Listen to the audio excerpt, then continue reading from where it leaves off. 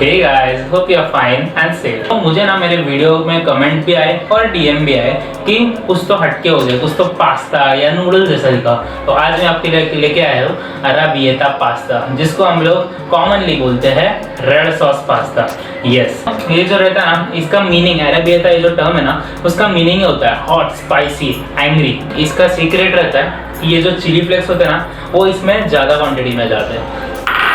तो हम लोग वो यूज़ करने वाला है इसमें, और बहुत मस्त टेस्ट आने वाला है। बहुत क्विक बनने वाली रेसिपी है, लिमिटेड इंग्रेडिएंट्स है और बहुत सारे वैरायटीज़ है इसको बनाने के। बट मुझे जो सबसे इजी लगी, जिससे मैं हमेशा बनाता हूँ, तो मैं आज आपको वो दिखाने वाला हूँ। बहुत टेस्टी बनेगा ये पास्ता, ट्रस्ट में, और लास्ट तक कंटिन्यूस देखते रहिए।